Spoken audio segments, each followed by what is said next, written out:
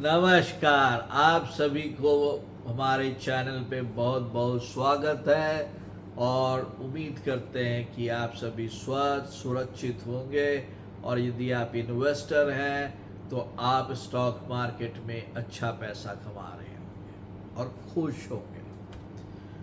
पिछले 4 दिन से हिंदुस्तान में एक अमेरिकन कंपनी के रिपोर्ट के चलते विपक्ष के नेतागण नरेंद्र मोदी जी के पीछे और अदानी और सेबी चेयरमैन के पीछे पड़ गए। सबसे बड़ी बात है कि वो रिपोर्ट जो कोई विदेशी लिखा है उस पर हम भरोसा करेंगे, क्योंकि क्या है, वो विदेशी है। ये माइंडसेट बदलना होगा। पता है, उस विदेशी कंपनी में जॉर्ज सोरोस करके एक बहुत बड़े रईस का पैसा है। वो करेंसी मैनिपुलेशन पे और करेंसी पर खेलता है। आदमी खुला नरेंद्र मोदी का अगेंस्ट में बात करने वाला आदमी है और हिंदुस्तान में होने वाले बहुत सारे पेड प्रमोशन में उनका पैसा लगा हुआ है, जो सरकारी एजेंसी और सरकार बोलती है।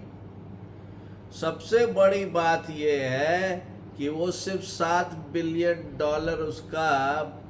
उसके पास प्रॉपर्टी है और बोलता है कि हम $1 बिलियन सिर्फ नरेंद्र मोदी को हटाने के लिए लगा देंगे। एक उस तरह का इंसान जो 93 बरस में भी किसी देश को अनस्टेबल करने के लिए अपना पैसा लगा रहा हो, उस इंसान की मानसिकता को आप समझ सकते हैं। और सबसे बड़ी बात कि पैसा सब कुछ कराता है, सब कुछ।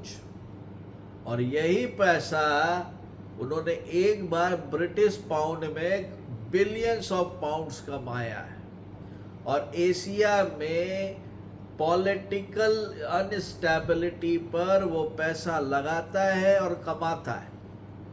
पिछले 10 साल से कोशिश कर रहा है, सफल नहीं हुआ। अब वो अंदर में आपस में भाइयों को लड़ा के अपना उल्लू सीधा करना चाहता है और वो भारत की इकोनॉमी को कमजोर करना चाहता है, क्योंकि उसको कोई दूसरा देश दे रहा होगा पैसा। वो मानो कि यहाँ पे $100 लगा रहा है, दूसरे से $1000 ले रहा होगा। ऐसे इंसान के इन्वेस्टमेंट वाली कंपनी में के रिपोर्ट को हमारे विपक्ष के नेता जेपीसी का मांग कर रहे हैं और ईडी का ऑफिस का घेराव करेंगे। इससे बड़ा मूर्खाई कुछ नहीं हो सकता है। क्या आपको लगता है कि इस तरह का करने से और जनता से वो बोलने का कि ये भारत का स्टॉक मार्केट अनस्टेबल है, जबकि उसी स्टॉक मार्केट ने करोड़ों भारतीयों की जिंदगी बदल दी है, इंक्लूडिंग राहुल गांधी को 40-42 लाख का मुनाफा हो रहा है 5 महीना में, उसको वो अनस्टेबल कहते हैं। अरे भैया, ये जो इंसान जॉर्ज सोरोस है, इसकी फितरत ऐसी है और ये करता रहेगा ऐसा काम। इसका मतलब क्या है कि उसके बेसिस पे हम अपने देश के अंदर में एक ऐसी भावना जागृत करें जो सही नहीं है।